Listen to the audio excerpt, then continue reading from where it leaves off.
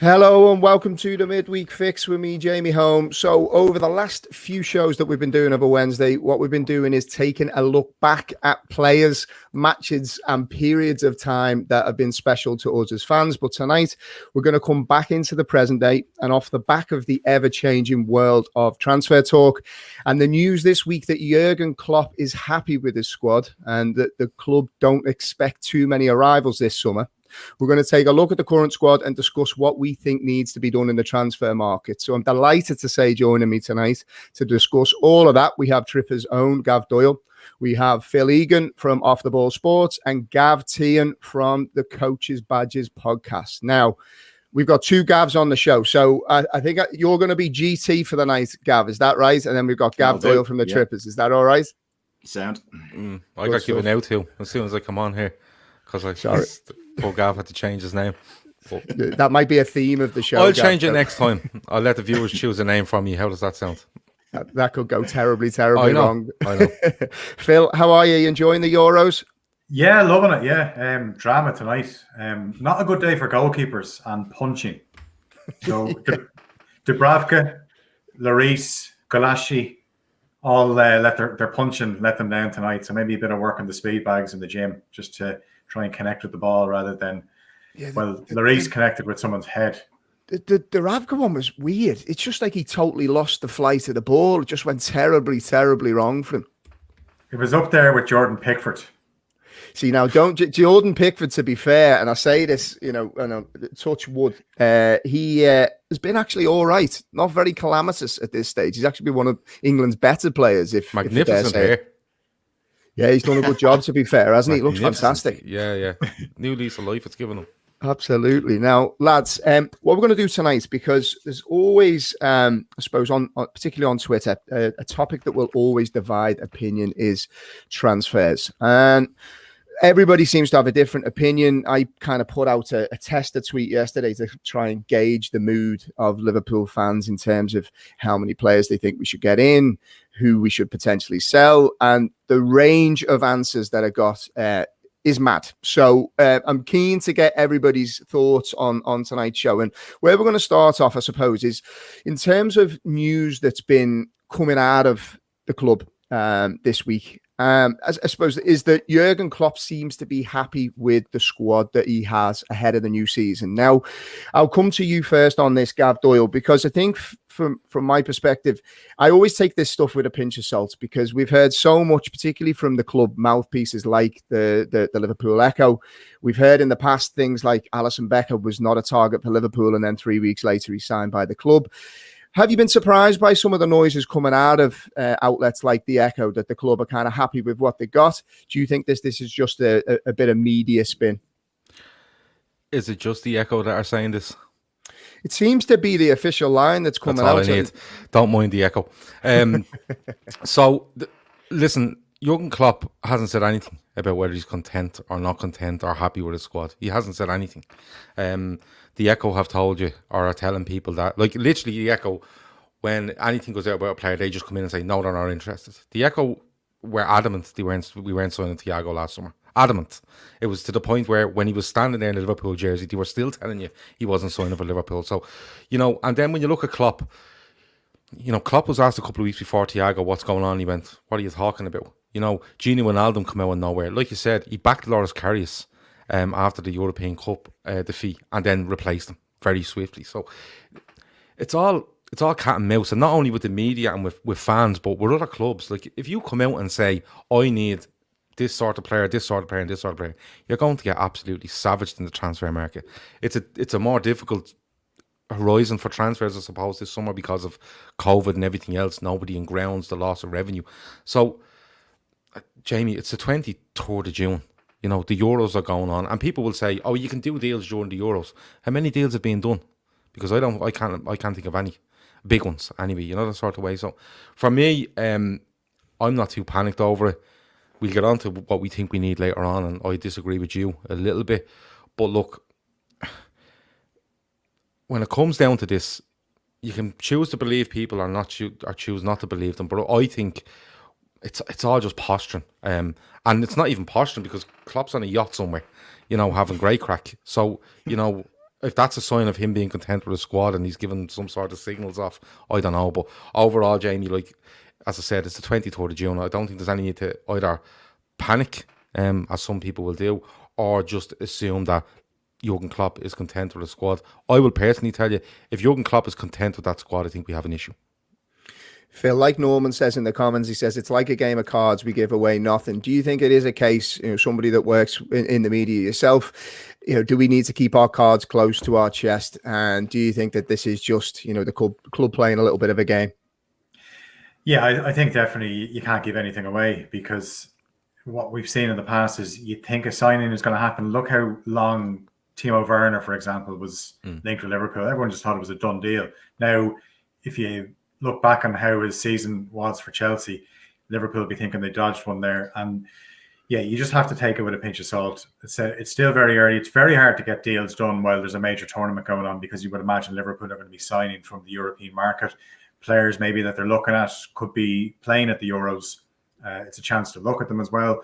But yeah, wait till this tournament is over and things will start moving quickly. Even like Jadon Sancho keeps getting linked with Manchester United. That can't be happening. It's in the news every day, but it was like that last summer and it never actually happened.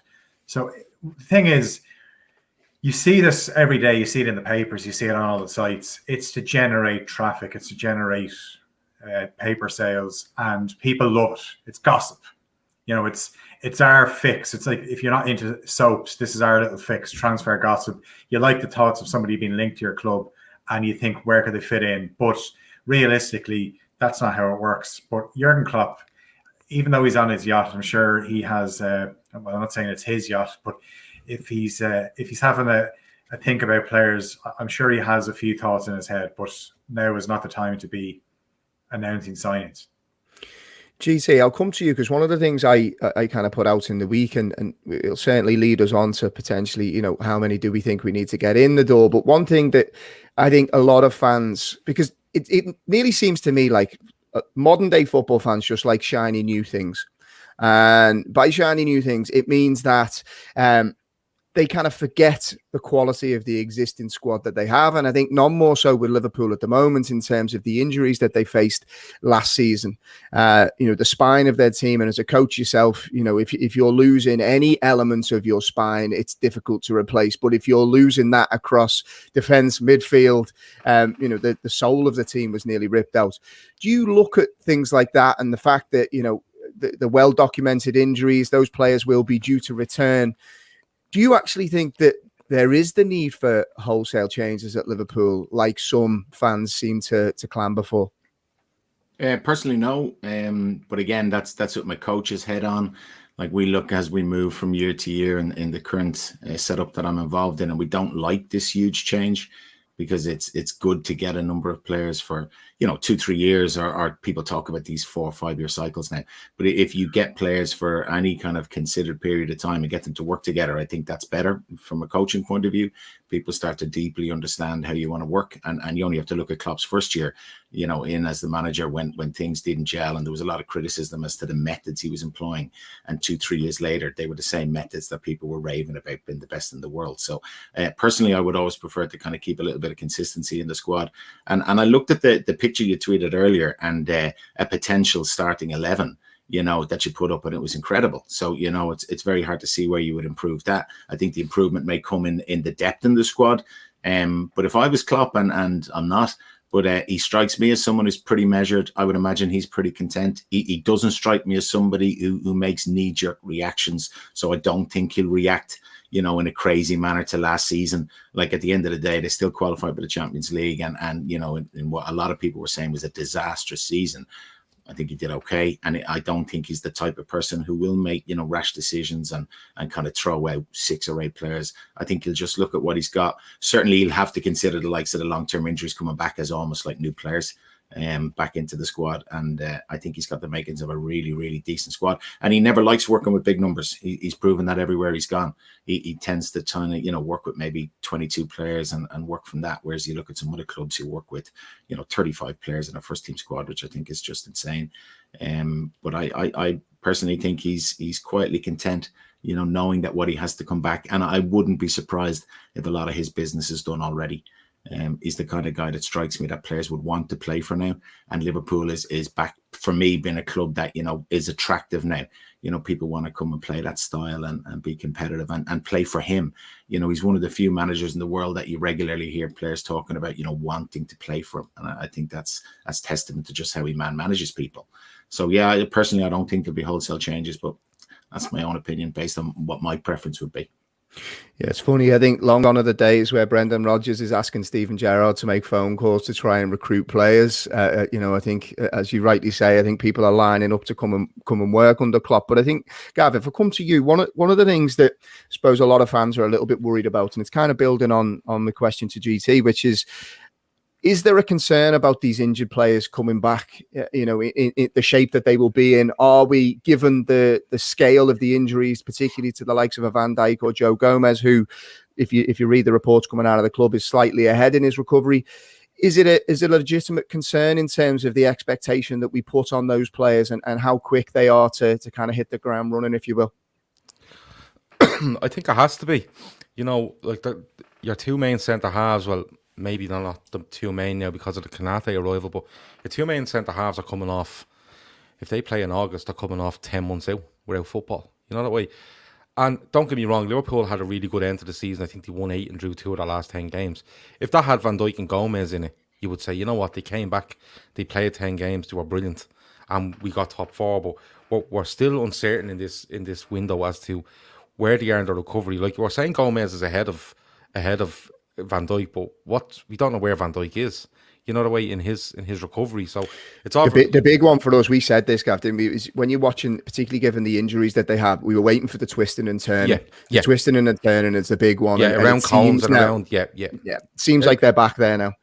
They're at that stage now, but I'd still say, if you're to tell them today when will their next game of football be, I still think that they'll struggle to make the start of the season. Now that's not. I'm no medical expert. I'm no injury expert, but you have to remember, like, there's rehabilitation, and then there's getting back into fitness, and then there's getting back into match fitness, and yourself, like anyone that's played football at any level, if you have an injury and you go back, GT coaches, players, I'm sure, a fella is off for 4 weeks, you probably see a week, 10 days before he's actually back into his rhythm. So when you look at a 9 months out, it's so debilitating to your actual match fitness. It's unbelievable.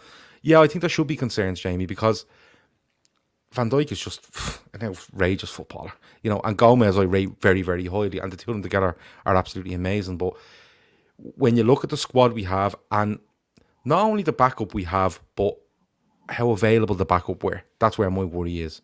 I think Liverpool need to be looking at, it's not a normal window for them. I think they need to be looking at having extra security there, extra insurance there going into next season, because it could, and I hope it doesn't happen, but it could be a case where one of them could break down, or both of them could break down, or one could just take a while to get going. And you don't have a while in this league anymore. You're either on it from day 1 to day 38, or you're in serious, serious trouble. So I think, looking at the summer going ahead, I don't want to put too much emphasis on those players returning. I'd rather see us bolster in the squad, and by doing that, you'll probably need to get rid of a few that just weren't around when you were looking for them to be last season. We all know who they are, but like even the centre-half signings like Konate, I'm looking going, injury kind of dogged them a little bit. Matip we all know about. Phillips had a great end to the season, and is he going, is he not? And I'm still looking going, am I comfortable? If it was Van Dijk, Gomez, Konate, and say Matip, not really. I'm not. I have to be honest, I'm not, because I'm just waiting for something to go wrong there, and we could be looking at last season all over again. That probably sounds, Jesus, what you bring him on here for tonight? But that's just how I feel about it. Get that can into you there, mate. Get a bit more. That'd be great. By the end of it, winning the league with 12 points, don't we? Exactly. Phil, do you think, because you can kind of sense it a little bit in muted myself there. Am I back now? Yeah, I can hear you there now. Sorry, mate. I got a little bit excited there and muted myself. I think you can kind of hear from what Gav was saying. Maybe the scars run a little bit deep for some Liverpool fans in terms of what happened over the course of last season. I'd be of the thinking that I don't think you can stockpile players in the view of something potentially going wrong. So I'll give you some context. There was a big fuss made of the fact that Liverpool sold Dejan Lovren a while ago and didn't replace him. And I kind of looked at that and I thought, okay, we've got enough centre backs to cover, and we've got Fabinho who can step in if needed. In this current climate now, when clubs are struggling for money, there's been huge losses of revenues. Do you think that changes Liverpool's transfer strategy in that they will potentially, like we know, because Klopp does like in-squad solutions, look to prioritise maybe 2-3 key positions and then make do with the squad that they have? And if so, what are those priority positions for you? Okay, well, I think if I was looking at the positions, centre half, I can understand that there would be a little bit of a concern there, because Joe Gomez, Van Dijk was that was a one-off injury. That's what we would be led to believe. Obviously, Gomez has had injuries before. We know Matip gets injured all the time, and then you're signing a player, Konate, who has a bit of an injury record as well. So you're hoping that Van Dijk, it was just a freak accident and it doesn't happen again. And then if you have Van Dijk +1, you're obviously a lot more set there, because obviously the ability of Van Dijk. But he has to decide what he does. I thought Nat Phillips, in fairness to him, finished the season brilliantly. He's become a bit of a cult hero now. I'm sure there's probably kids going around. There is probably kids somewhere with Phillips jerseys. And if there was a guy with a tattoo on his leg of Phillips' head in a brick. If that's that's the definition of cult hero for you. Yeah. Well, I salute that guy, and I salute kids that would have a Phillips jersey, because in a few years people will ask them who was this Nat Phillips, that baby. But I think midfield is obviously a concern as well, because obviously Wijnaldum is gone, and durability and consistency is one thing that Wijnaldum brought. He goes, so then you're left with players that none of them really played a full season. And then you look at the front three, it was obviously freshened up last season. Jota, unfortunately, got an injury. And now you have to factor in the Africa Cup of Nations as well. We haven't even mentioned Mo Salah talking about going to the Olympics as well. So the spine, I think centre half, midfield, and maybe a central attacker would be the three positions that I'd be looking for. But I think, going back to the first part of the question, I don't think Liverpool are in a position to stockpile. I don't think they really have been anyway. And that's maybe where they've suffered, that as soon as the first 11, something happens, the players coming in just don't make the same impact. But it's very hard to sign really quality players and basically say to them, you're going to have to sit on the bench. It's just good point. The only two clubs that are really in a position to do that at the moment are City and Chelsea, and we know where they get their money from. Yeah, and I think that's the key point. You can nearly not pay the players off, but you can pay for their silence in a way, because if you're able to carry the big wages and have them sit on the bench, there's a lot of footballers that are quite happy to sit and take that big money. Whereas I think Liverpool have to operate in a slightly different way. And GT, I'll come to you because you touched on something earlier that was interesting, and I suppose it's something that I'm quite focused on, I suppose, is the squad dynamic. And I think Klopp has got a very specific way of operating, and it just doesn't seem his way that he, one of his biggest strengths, but maybe a slight weakness at times, has been his loyalty to certain players. And I think that's what his management style is built on, in that they buy into him and he's loyal to them. But when you look at, I suppose, the core group, you've lost somebody like a Gini Wijnaldum, who, as Phil says, has been a staple of this Liverpool side for the best part of 3-4 years, hardly misses a game. Surely that's an area where Liverpool have got to try and address not only what he brings on the pitch, but what he brings off the pitch as well. Yeah, I totally agree. I think Gini's a huge loss. A very underrated player, but in terms of Klopp's philosophy and style and just the way he wants to play the game, he was absolutely perfect. His age was probably a contributing factor in that he turned 30, but I just felt he was a good person around the dressing room, a little bit in the kind of Milner mode. the Henderson mode, where I think you need those people in the dressing room, and I think managers like Klopp, like people like that, where they're almost like they're capos, and that they try and enforce the culture and be that kind of sounding board between manager and players. But it's a very difficult thing to do, to get a squad of whatever number, whether it's 16 or whether it's 36, and keep people happy. So, when you're not playing, it's very difficult to be all smiling and happy with the manager, no matter how much you like him, because ultimately these are young professionals. They're all ambitious and they all want to play. So I think Klopp does that better than most in terms of just keeping people happy. And I've no doubt he's ruthless. Like, he's shown that at times, both from his sideline behavior and indeed behind the scenes, and how he's just dealt with some stuff. But I think generally speaking, people tend to buy into what he's trying to do. And as I said, I've never heard people from other clubs, which for me is always testament to what a manager's doing, speak so well about Klopp. Very rarely do you hear people criticizing how he gets on. And you hear a lot of people saying, they'd like him to be the manager of their club. But the only caveat I would say around that is, like, he's into year 5 or entering year 6 now of his time there. And at some point, everybody falls out of love with what they're doing. Like Guardiola famously did it at Barcelona when he was at the peak of his powers and walked away. And as a coach, I know that sometimes players can get sick of listening to you. No matter how good you are, they just get tired of the same message. So I think that's an interesting dynamic, how he manages that. You've got a squad that, cost the top 3 with the exception of Jota, I think, who's 24. All the other boys are 29, heading 30. So, maybe you do only have a short window where Klopp feels that, yeah, he'll see this out for a year or two, and then he's done. He's done his 7 years or whatever. So I think it's fascinating, but I do still think that if I was a player, I'd love to play for the guy, whether I was sitting on the bench or not, but that's just a personal opinion. Gav, it's interesting because GT touches on something there in terms of Klopp's tenure, and I think it's fair to say that this is probably the last evolution, or the evolution of this Liverpool team. We've touched on it in previous podcasts. He needs to lay a marker and bring in the right type of quality that will set Liverpool up for success for the next 5, 6, 7 years. Even when he's left the club. Me and you have slightly different opinions in terms of who we need to bring in, the number of players we need to bring in. Where do you kind of sit on it in terms of the priority areas, and ultimately what type of money would you be talking about spending? Because that's another key thing that's kind of reared its head over the last week.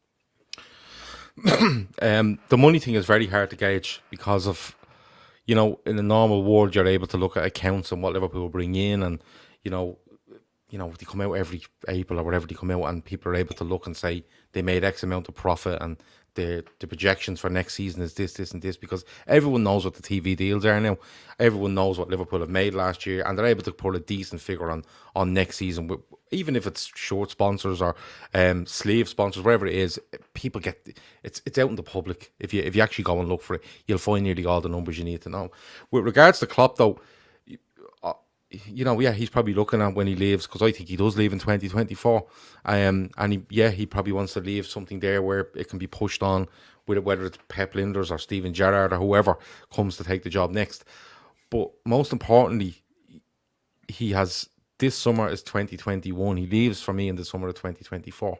You know what I mean? And when you evolve a side, usually you can win things. You see Ferguson done it, but there is times where you're trying to evolve a side, and it might take a season where you might come second or third, you might be close, but then the following season is the one. But Klopp's running out of years. If this season was one where it's nearly there, and then he wins one the following year, he's one season left. Now, that'd be great. We'd probably all take that. But it's just a difficult situation, in my opinion, because you have got COVID, you have got no one in the ground. The hit on finances has been huge. And in a normal kind of world where everything went as it usually does, you'll be looking for Klopp to turn and go, listen, we've 3 seasons left at this. Let's put a squad together to absolutely do what we've done for the last 3 and do it again. And it might take 3 or 4 in and 3 or 4 out, and we get through to next season, and then we move on and we do the same again. But they're under pressure. And I've said this to you, Jamie, since January. FSG are under huge pressure for me. Huge fucking pressure. And people will, I'm already pointing to the COVID here, but and whatever's gone on with it. But what I'm pointing to with regards to how the planning goes, the execution for me has to be you back Klopp. And I don't care how you do it, you back him, because the man he's unbelievable. What he's done in this 5 years now, it's phenomenal. And the amount of players he definitely needs an attacking player, 100%. He definitely needs to replace Gino Wijnaldum. And I don't mean that in go and find me a clone of Gino Wijnaldum. I'm talking numbers-wise. He has a decision to make over Oxlade-Chamberlain and Keita, in my opinion. And I know you're talking about loyalty, but I'm sorry, loyalty goes out the door when you call on players when you're in an absolute time of need and they're not there. And that's what it was last season. So I think he has a decision to make on one. He won't do it on both, but one of those, and does he replace there? And then at the back, the centre-half situation is an interesting one because, like, I know you're happy, Jamie, with, Van Dijk, Gomez back, Konate there, and pick another one, and then make Fabinho your fifth choice. I wouldn't. I'd keep Phillips and make him my fifth choice. But then there's talk of Nico Williams going, and what do you do there? Because our left-back cover hasn't been seen all season either, in Simicast. So, and then I've heard stuff like Oxlade-Chamberlain can play right back, which is absolutely bizarre in my mind. Absolutely, I'm going to get to that. Don't worry. It's absolutely bizarre that a guy that we've just pushed, saying if we can just get him fit, he's great in there and he has a shot on him, and all of a sudden now he's fucking Gary Neville. It makes no sense. You're literally crowbarring someone into a squad for the sake of it, and he's never a right back. And if I've said it before, if Alex Oxlade-Chamberlain becomes a right back at Liverpool, his career's over. His career's over because he's just a utility bloke that wanders around and is not very fit very often. So you might need a right back cover, but I would say 3 tops will come in. I think you need 4. Definitely hold that thought on Oxlade-Chamberlain because I have a totally different view to you on that. So we're going to come back to that. Because I want to get fit. Great. Just before we jump in on the Ox stuff, Phil, I want to come to you because Gav touched on something there a little bit around the expectations around fringe players, of which Ox is one of them. Another one is Naby Keita. That's one of the worries for me. As Gav said there, I'm not overly concerned at centre back if you're going in with 4 senior centre backs. If we're getting 15 million offers for Phillips, I think you've got to take it. And then you look to bring in another centre back with Fabinho as your 5th cover player. The worry for me is centre midfield because you're going to, if we don't replace Gini Wijnaldum, be relying on the likes of Naby Keita, who just can't seem to get a run of games together. You're looking at Alex Oxlade-Chamberlain stepping in and having an impact. Again, it's not been done for a sustained period of time now. That's surely a worry. Yeah, absolutely. And you think back to the first leg against Real Madrid, and Klopp went with Naby Keita and he was taken off before half-time because he just wasn't doing it. And there was such excitement when he signed for Liverpool, but it hasn't worked out. He's been injured all the time. Like, I don't even know what's the most amount of games that he's strung together consecutively. I'd say, well, it's single figures anyway, because he just doesn't rack up game. Yeah, absolutely. I could probably count it on one hand anyway. Yeah. Then Oxlade-Chamberlain, I'm a big fan, and I like the fact that he's an ability to take the ball on and he has a shot in him. But unfortunately, he's injured all the time as well. I think back to the night that Liverpool were knocked out by Atletico. Oxlade-Chamberlain was unbelievable that night. That's what you want the whole time. But it's so frustrating that he can't reproduce that because he's injured all the time. So it goes back to like what we said about Gini Wijnaldum was his durability. And that is going to be showing up even more next season when he's not there and somebody picks up an injury. Then they're replaced by somebody who hasn't played much. And you don't have that cohesion or that sharpness. And that is where that is the engine room of this Liverpool team. That is where Liverpool hunt, get the ball back and play it to their more creative players. So they need durable players in there, and they have to sign at least one central midfielder. And I think if one of them goes, if it's Oxlade-Chamberlain or Keita, then I think you need to sign 2 central midfielders. Yeah, it's definitely a fair point, and I suppose when you're looking at the impact the Van Dijk loss had, and not only in his ability as a player, because obviously he's unbelievable at what he does, but it was the consistency at which he played. So I think you're right, Phil. I think if you lose Gini Wijnaldum in centre midfield, it's the similar situation. Van Dijk falls out of that centre back position, and then you're relying on 2 players that haven't got too much rhythm, they haven't got too much consistency, and it would be the exact same situation come centre midfield. But one of the things that has come out this week is the news that Neco Williams is ultimately looking to be moved on, and there's a couple of Premier League clubs interested. And GT, I'll come to you on this because I suppose one of the things we touched on a little bit earlier is the fact that Jurgen Klopp loves to find in-squad solutions. And you spoke about his love of wanting to work with smaller squads. If you see the likes of a Williams being moved on, and look, I'll be as transparent as I can. I'm not a massive fan of Williams. I don't think he's going to make the grade at Liverpool, and I think it makes sense to move him on if we can get a decent valuation out of him. When you look at the type of players that are being mooted as potential cover at right backs, the likes of Joe Gomez has been mentioned this week. As Gav said earlier, Alex Oxlade-Chamberlain has been spoken about as a potential right back. Do you think that these are realistic solutions within the squad, or is it very much a case of kind of square peg, round holes? I definitely agree with Gav about the Ox playing right full. I don't see it personally. I think Joe Gomez is a more natural fit there, and that he's played there. He's a natural defender, and if he's not going to be in your starting two, if it's going to be Van Dijk and Konate as your starting two centre backs, I think it's good to keep Gomez in the side. But what you lose then is that attacking ability of Trent. Obviously, if he's not available, Joe Gomez doesn't play the position the way he does. I did read during the week, talks of, trying to keep Nico Williams there and kind of rotating with Trent. That was never going to work. He's nowhere near as good as Trent. And I couldn't see Trent being happy with, flip-flopping his position. When he's fit and available, he plays. You know what I mean? It is a difficult one. And it's rare that you will have, two really, really good players for position where you're almost forced into a scenario where you're trying to keep them both happy. Generally speaking, there's a clear kind of natural for the position, and it's Trent all day. So for backup, it's a tricky one. I don't see anyone else really at the minute in the squad that naturally fits in there. If you start putting other people in there, I think you are into that square pegs, round holes, and it's a short-term fix, maybe mid-game, for 20 minutes or something. But as a plan to go into a Premier League game, with your best 11, I don't think it works. But the other side of that is, we don't have natural cover left or right. To Gav's point earlier, we didn't see the left full cover really all year last year. It was hardly seen. And on the right, I don't think if there's anything else coming up.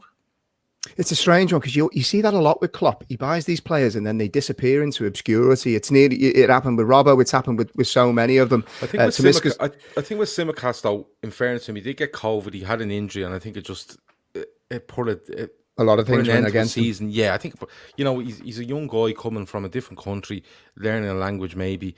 He gets an injury, and he looked really good in pre-season. I thought we played in Switzerland against I think it was Stuttgart on a horrible pitch, but he looked really good, and then you see he gets the injury, and then there's COVID, and look at Mane after COVID. Like, Mane was just a shadow of himself, So I think as a new player, you kind of have to go, you know what, he needs another go. But with the right, I'm dying to hear your opinion on this right back. All right, do you want me to give it? Yeah. Because come on, we only have 25 minutes, and we need to have this row.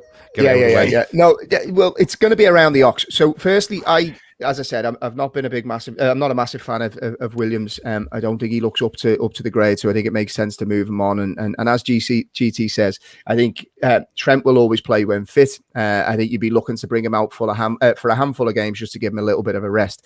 If you look at the squad that we have at the moment, I think we've got more than enough cover in the fact that I think James Milner can play fullback quite comfortably. I actually liked him do it. I think we played Leicester at home, and the fact that he's a centre midfielder, he's comfortable playing the ball through lines, and he was able to get it into strikers' feet very early. I think the worry with James Milner at fullback in the way that we play is the fact that he's getting old and he's not exactly pacey, so people can probably get in and around him.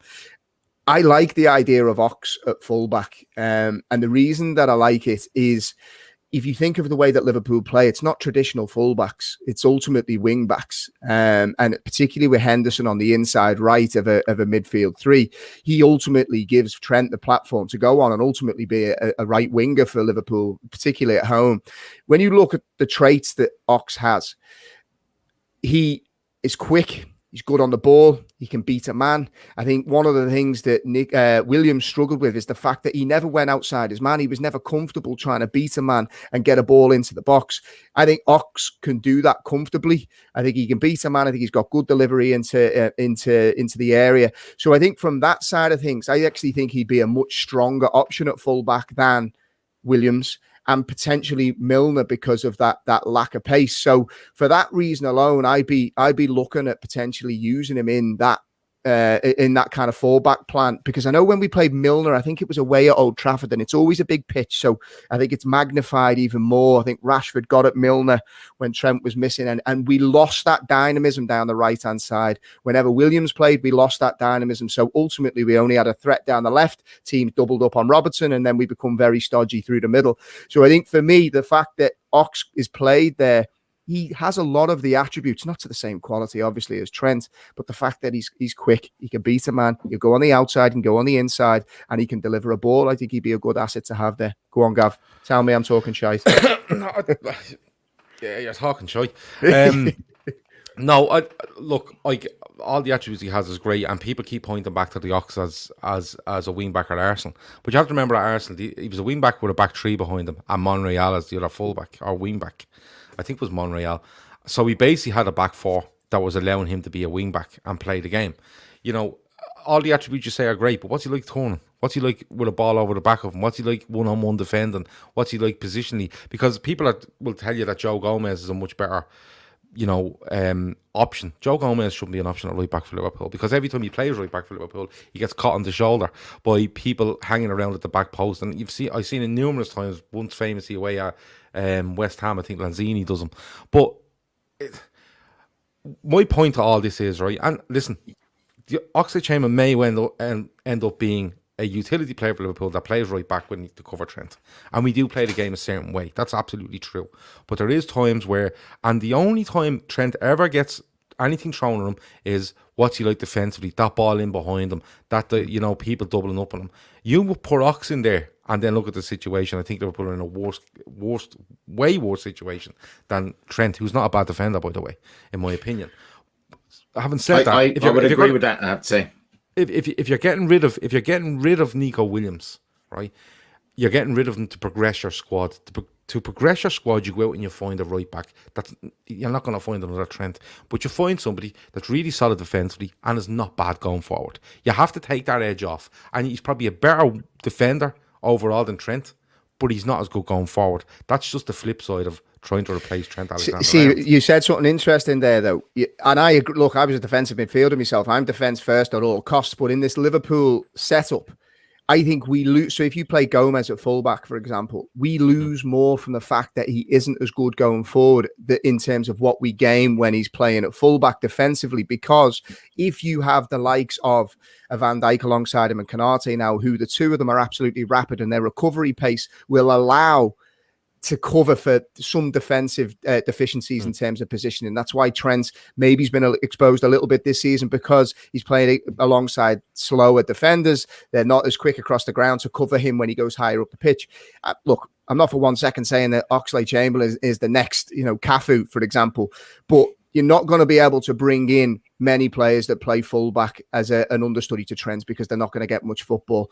But given the traits that he has, and the fact that he's going to be alongside a much stronger centre-back pairing who can cover for him and manage him through games, because GT, you'll know yourself as a coach, you're only as good as the senior pros on the pitch, and they ultimately manage people through games. So if Ox's body position is a little bit off, or he switches off and he's not turning his head and the wingers stole a march on him, those senior centre-backs will certainly be able to help him through the game. So it's definitely an interesting one. And I think I want to come to you, Phil, because I think in terms of, if you're looking at ultimately the fact that clubs haven't got as much money, I think it's been I think you're seeing evidence of it now, that Liverpool are probably reluctant to maybe stockpile players. And this is where the conversations around the likes of using an Ox in multiple positions. I actually think there's been news this week that he's been impressing as the 10 in training, which I find an interesting one. Seems like he's a bit of a jack of all trades.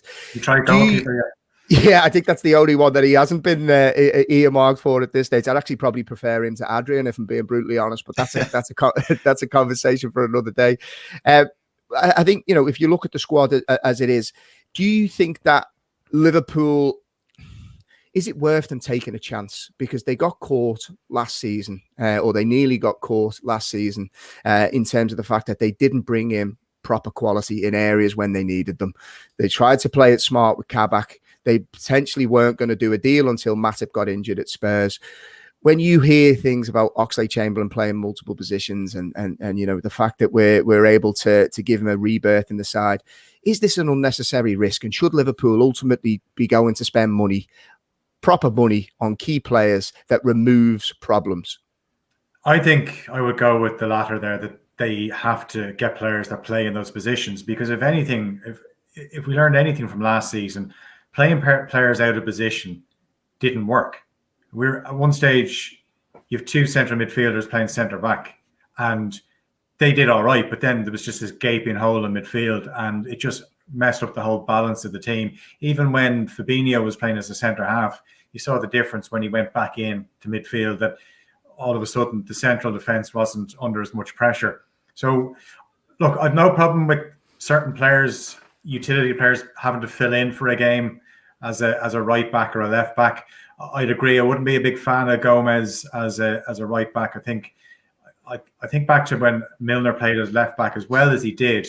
You just don't have that same threat that you get when Robertson's playing, and he has the ability to run on the outside. He doesn't have to cut in all the time and take the sting out of attacks, and can get in behind defenses as well. We know Trent Alexander-Arnold doesn't have the same pace as Robertson, but obviously he has a better delivery, so he doesn't necessarily always have to get to the end line to put in a cross. But yeah, I think surely Liverpool have learned from last season that sometimes risks are not worth taking because you can get caught out. And there's certain players, Simicast was brought up there, you have to factor in as well. A guy comes to a new country, basically has to live in a bubble. Like Thiago, the same, where they haven't really got bonded with the squad the way you usually would, where you get used to your surroundings, like where you live, all that.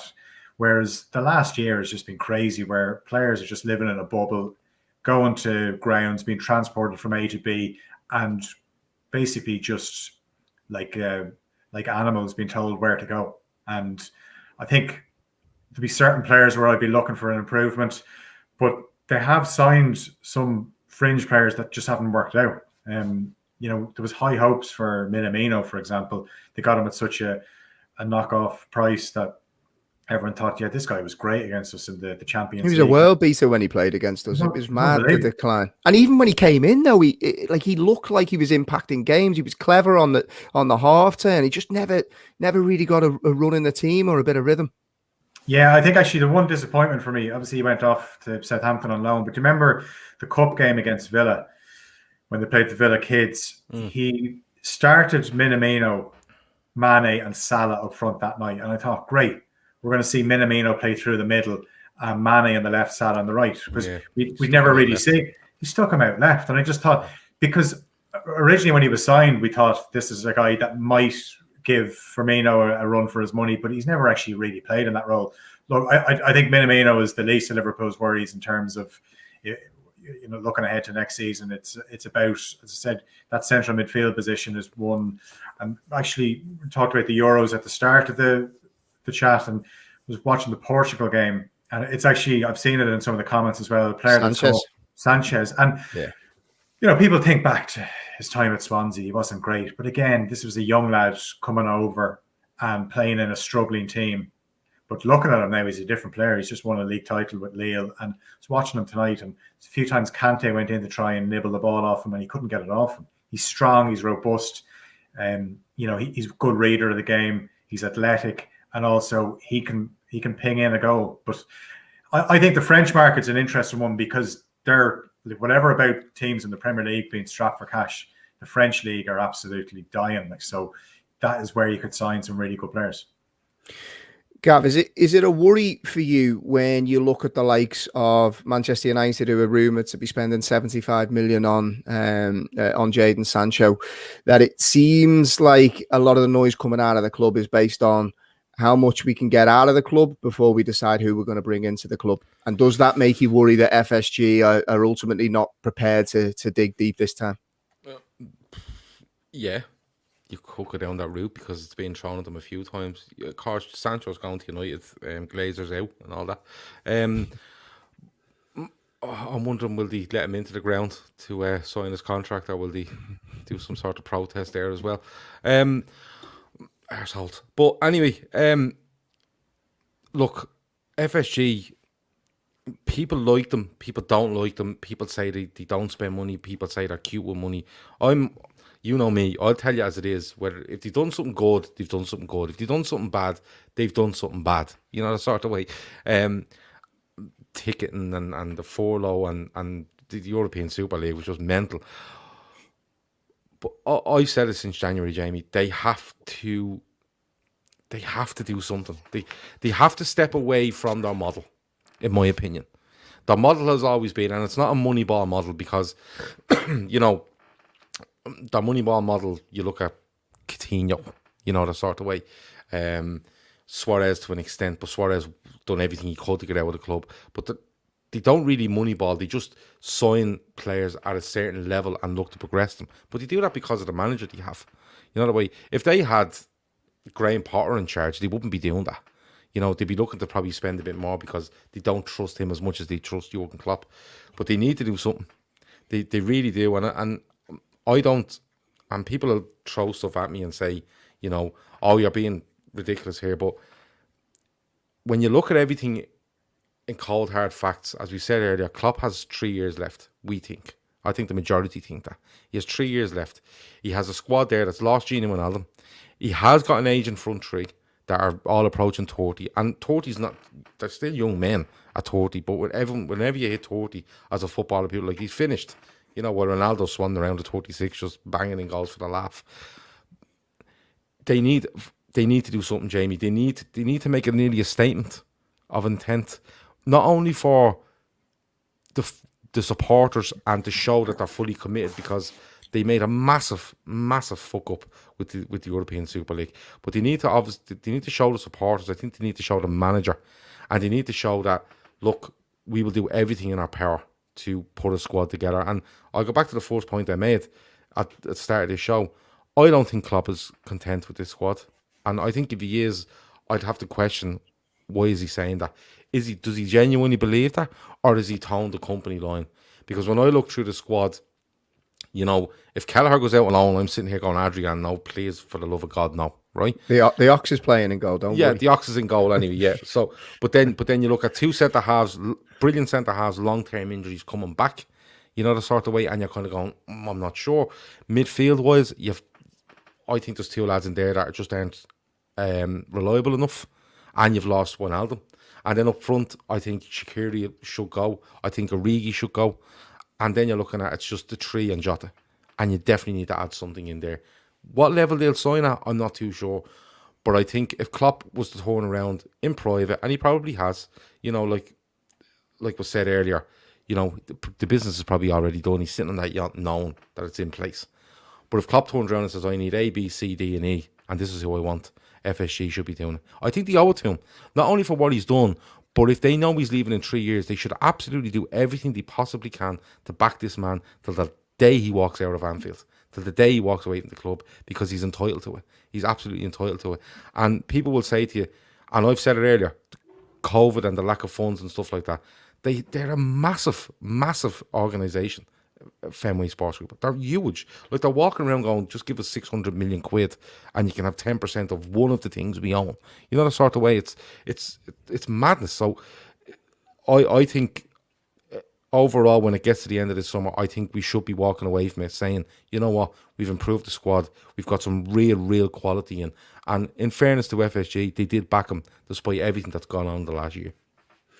Chair Cahill makes a point. He says Curtis Jones, Harvey Elliott options, and I think that's a great shout. I've got high hopes for both of them. I think Elliott will come in, hopefully get a good pre-season under his belt, and I think he can be a viable option within the squad next season. But GT, from your perspective, Gav talks about making a statement. What does that statement look like in your eyes? Because for me, what I could see quite easily happening is Liverpool go out and buy those three players. You know, the three players in the areas that we discussed, centre midfield, centre forward, and potentially centre back. But what could also happen is that we sell a lot of players. So again, you're looking at the end of the summer saying, well, actually, Liverpool have probably only spent 50 million there or thereabouts. Is that the type of statement? And do you think, because fans can be so fickle these days, do you think that is the type of statement that fans want to see? Or, fans have been throwing names around like Kylian Mbappe. Are they just living a pipe dream when they're talking about those type of players? And, you know, the fact that City are potentially looking at the likes of Harry Kane, Jack Grealish, only puts extra pressure on Liverpool to try and deliver. Yeah, it absolutely does. And it's the same old transfer merry-go-round every year where every club wants the marquee signing for the bragging rights. And the one thing not to forget for me is that, you know, players are still human at the end of the day. And there will be players who will go to clubs purely for money. But there will be players who will go to clubs because it suits their ambition in terms of the manager they want to play for or the club they want to play for. Like you often hear players coming out and openly stating, you know, they want to play for Klopp, they want to play for Liverpool, and that's fantastic. But I do think, you know, the club is in a position now where Klopp is at you know, he's one of the best managers or coaches in the world. And I think the club have to try and leverage that. And to Gav's point, they got to back him. They got to go out and support him. So if he identifies, you know, 2 or 3, whether they're, you might class them marquee signings or not, are certainly at the higher end of what's available out there. Because let's not forget, you know, the Euros no doubt will throw up some crazy stuff in the transfer market now where you guys will get inflated price tags because they've had a couple of decent games in the Euros. I think I'm still scarred by El Diouf, which was the World Cup, but still, you know what I mean? Somebody has a decent tournament and then all of a sudden you're throwing money at them. Like I hear people talking about Locatelli and he looks a good player in fairness, but already people are saying, you know, his valuation's gone from 30 million to 40 to 50, you know, and this kind of crazy stuff. So, but no, I definitely think they're in a good position to leverage the fact that Klopp is the manager, that he's certainly not, you know, at the exit door. We do think there's another 2 or 3 years there. So I think a young player, you know, in his early 20s who's established himself, you know, in his own international team or at a previous club, could be a really, really good sign to build. So even if Klopp leaves, you're still looking at somebody who's 26 and can be the foundation of the future. And for me, people like Yuri Tielemans are players I'd be interested in personally. I just like what he does. I like how he plays.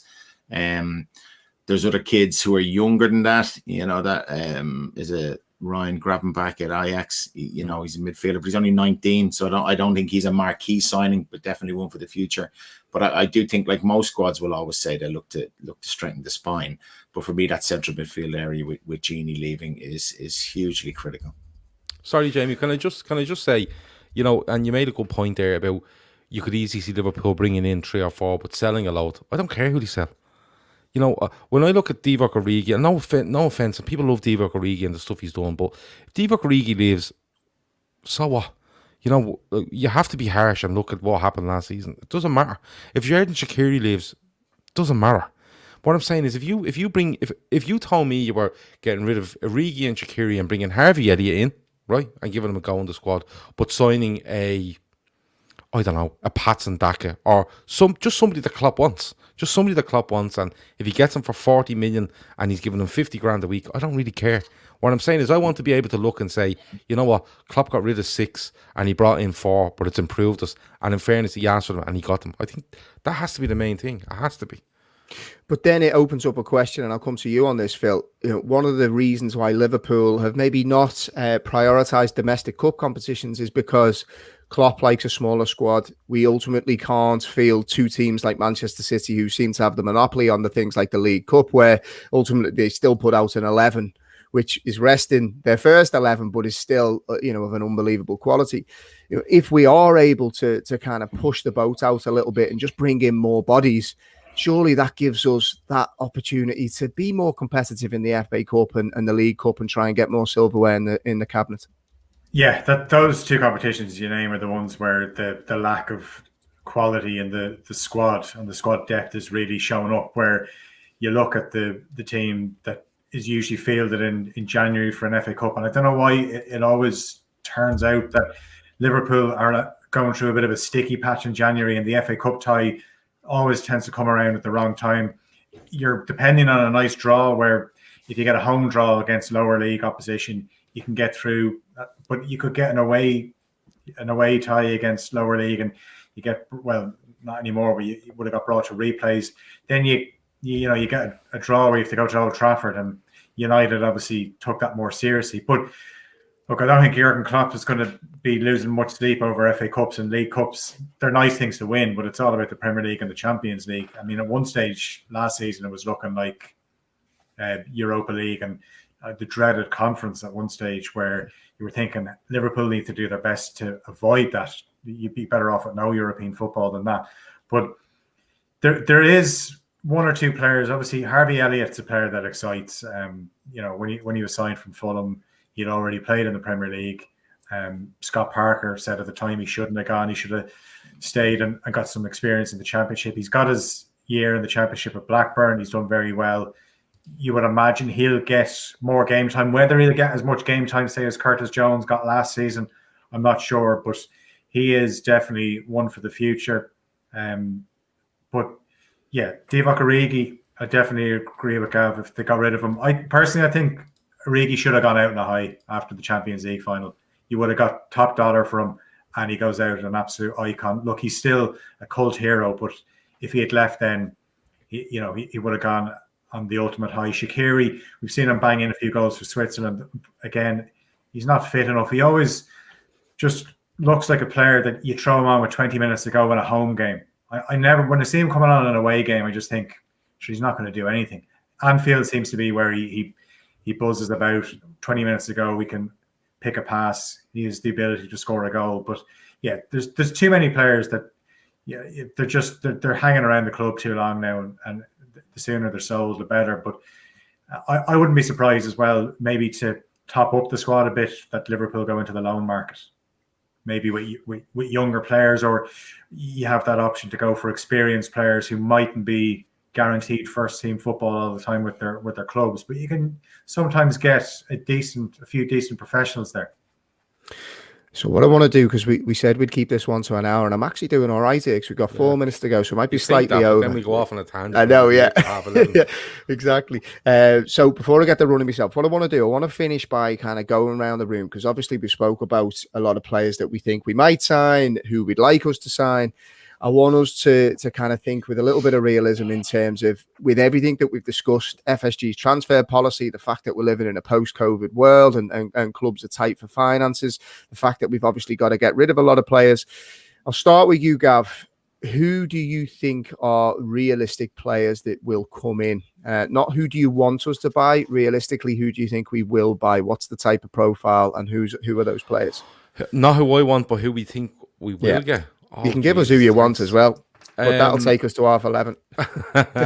No, I'm not like that. I to be honest with you, anything could happen. They could spend a tenner between now and August, and I'll still tell you we're going to do all right. I'm going to leave the centre halves. I don't think they go for him for another one. I don't even know if Kabak happens. I'm being honest. I think he probably will keep. James Pearce came out today and says he thinks that's dead in the water now. Yeah, I think he might just go with VVD. Gomez, Konate, Matip, and we'll see what happens with Phillips. I think that's the way he might go. I don't necessarily agree with it. I think we need a bit more insurance than that. But look, he's the manager of Liverpool Football Club. I need you drinking cans.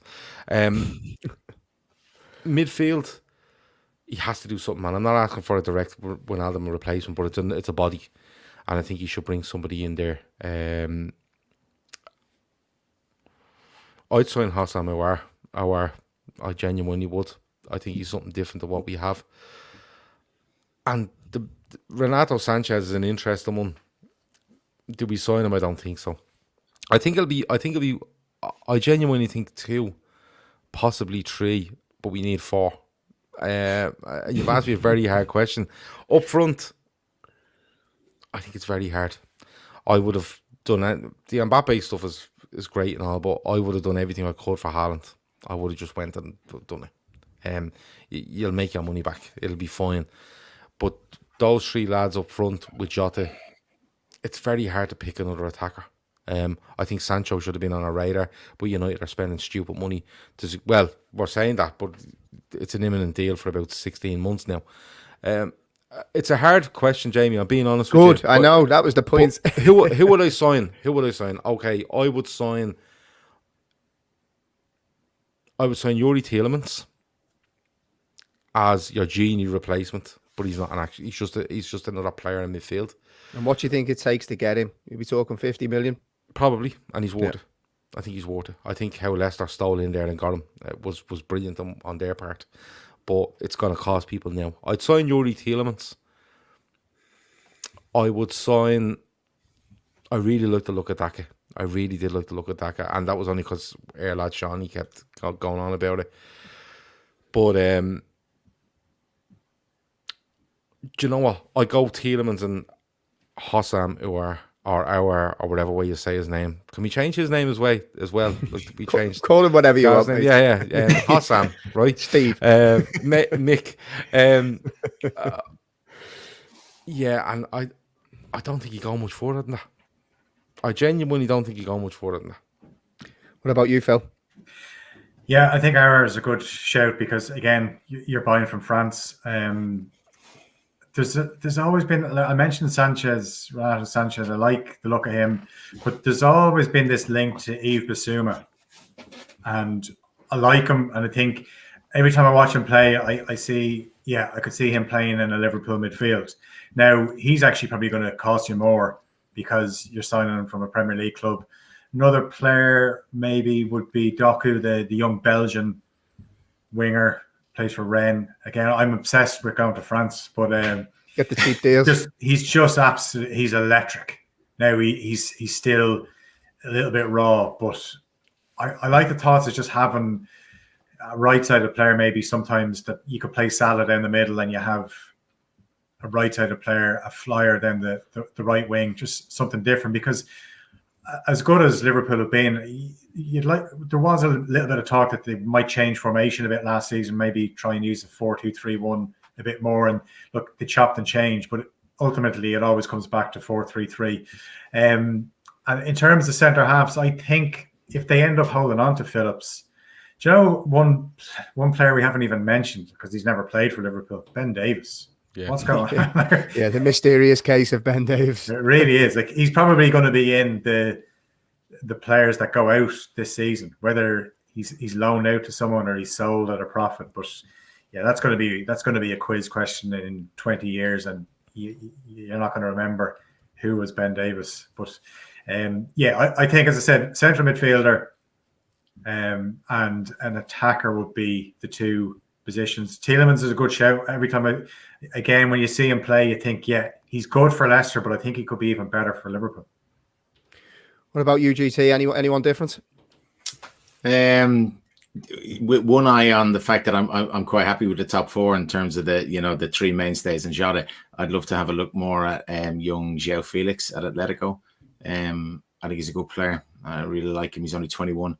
I mentioned the Euros earlier, and I have been impressed with a couple of players in the Euros.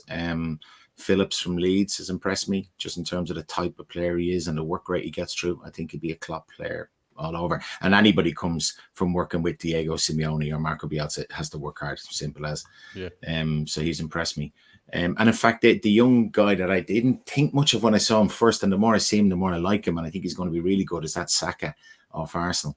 He's a guy to keep an eye on. There was a news breaking today that they're willing to sell him as well for in and around 65 million because they want to prioritise rebuilding the squad, which I really think he's a good player. And the more I see him, like, again, another high energy player, can play in a number of positions. But for me, the way Klopp plays the game, it is, high intensity, high mobility. I think we need to look at young players like that to come in and even if they're not in the starting 11, recognise that they could be your core team in 2-3 years.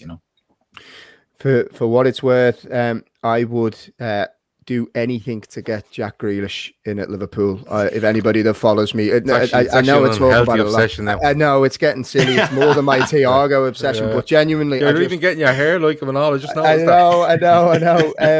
know. He makes me and Phil aren't.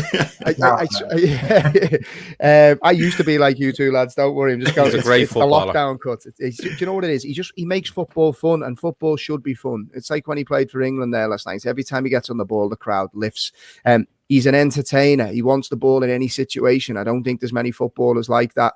Everything seems to be. It was actually Thiago who did an article in the week. I don't know if you read it. He spoke about the dying art of the number 10 and the fact that players are so athletic now that pace and power and speed has nearly taken over from that nimble ability to beat a man. And I just think Jack Grealish, look, it's an unrealistic sign and Liverpool aren't going to sign him, but I think I'd sell my own kids at this stage to get Jack Grealish in at Liverpool. But no, if I had to say a couple of names, I think Rafinha is a name that is a Klopp sign, and whenever I've watched him play, it seems the type of profile that we go for. I think he'd be happy to play a kind of rotation role with the other lads up the top. I said it a while ago, and I'm not going to change my opinion. Basuma, I think, is ready-made for Liverpool. I think he's got all the attributes to be a real dominant force in the central midfield area. So be interesting to see what happens. There's going to be many twists and turns. There's transfer stories every day at this stage. So yeah, we'll get through the Euros and see what comes. But I think from our side, I think we're just over an hour, lads. Right? So Alva Gav, that's not bad for me. I'm proud of myself. That's not bad for us. We say it all the time, lads. An hour and 10, and we were sitting here an hour and 45 minutes later.